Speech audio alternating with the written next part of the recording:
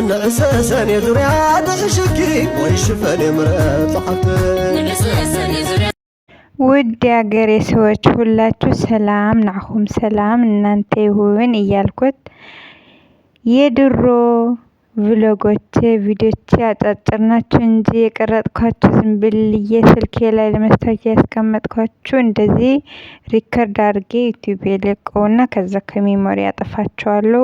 ስልኬም እየሞላ ስላስቸገረኝ እና የነበርኩበትና አሁን ያለሁበት ብዬ እንዲናገርም ጭምር ደስ ይለኛል። የድሮ ኑሮዬ እና ደስ ያለኝ ነው ያሳለፍኩት። እኔ በሀገር ቤት በጦርነቱ ቤተሰብ በማጣት ነው እንጂ እኔ በኖርኩበት ሀገር ወይ ሰዎች እኔ በጣም ደስተኛ ነበርኩት። በነገራችን ላይ እኔ ሪከርድ ማደርገው በመቀለ ሆኜ ነው 2017። ከዛ የኔ ኢሜል ላይ ቻናሌ ላይ ለቃቸዋለሁ ማለት ነው። ደስ ይላል። በቃ ላይፉ ደስ ይለኛል በጣም ማለት ደስ የሚለኝ ነበረ። መጀመሪያ መረዋህ አጸዳሁ እንዳያችሁ፣ ከዛ እቃ እያጠብኩ ነው። በቃ ደስ ይላል ላይፉ ማርያምን። በዛ ላይ ቤቱ ጽድት ብሎ እኛም ጽድት ብለን ታጥበን ምናምን ልብሳችን ጽድት ያለ ሽታ አድርገን ምናምን እንደዚህ ነው ፏ ብለን ነው እኛ የምንሰራ የነበረ። እኔም የነበርኩበት ማለት ነው።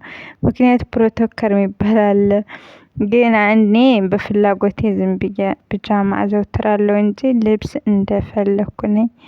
እግዚአብሔር ይመስገን። አንዳንድ ቦታ ያለው የሀገሬ ልጆች በጣም የሚያሳዝን ህይወት የሚያሳልፉ አሉ። ግን እኔ ራሴ ወክዬ ነው ጀነራላይዝ ማድረግ እኔ አልፈልግም። ሁሉ ሰው አንድ አይደለም፣ ላይፉም ሁሉ ሰው አንድ አይነት አይደለም። እኔ አሁን በሀገር ቤት አባት ወንድም የለኝም። በጣም ነው ሁሌ የምሰማኝ። ግን ሁሉ ጊዜ እህቴም ያው አንድ እህት ግን እንደ 1000 ያለችኝና እግዚአብሔር እንደ ወንድም እንደ ሁሉ ነገሬ ብዬ ተስፋ በእግዚአብሔር ነው ማደርገው የነበረ።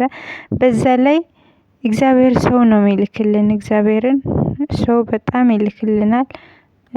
ፕላስም የመምህር ተስፋዬ ተማሪ ስለነበርኩ በጣም በነገሮቹ እጽናና ነበር። እግዚአብሔር ይመስገን እንጂ እኔ የነበሩት ሰዎች በጣም የዋሆች ናቸው። ማርያምን ለሰው መልአክ አይባልም እንጂ ያው መልአክ ስንል የዋህ ማለት ነው ነበሩ እዛኔ ማለት ነው። ከዛ እኔ አሁን ከ6 ወር በኋላ ደህና ነገር ደህና ኑሮ ደህና ሁሉ ነገር ደህና ከሆነ እቆያለሁ፣ ካልሆነ ደግሞ እመለሳለሁ ነው ሀሳቤ። ከተመለስኩት በቻናሌ ተመለስኩ ብዬ ነግራቸዋለሁ። እኔ አላቅም፣ አሁን እግዚአብሔር ብቻ ነው የማውቀው። እኛ ብዙ እናስባለን፣ እግዚአብሔር ይፈጽማል። ደግሞ እግዚአብሔር ራስ ፍላጎታችን ይፈልጋል። ማንተ መሆን አያስፈልግም። ግን እስካሁን ገና ነኝ። ግን 2017 ነው ሪከርድ ማድረገው። ደግሞ ለፋን ለቀልድ ያው ኢትዮጵያ በፍልፍል በርድ እያየኋት እያልኩ ነበረ በወቅቱ። ከዛ ሳሎን አጸዳሁት ምናምን።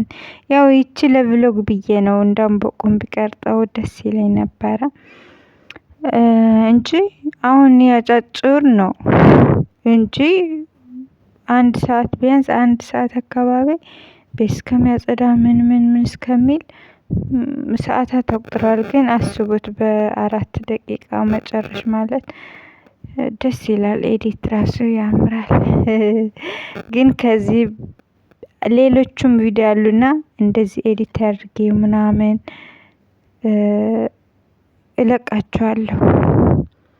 እኔ ተስፋ አልቆርጥም፣ ህይወት ትቀጥላለች ብዬ ስለማምን እኔም ነገ ሞመቴ አይቀርም ብዬ ነው ላይፍ የሚቀጥለው እንጂ ሙትት ብዬ አላዝንም።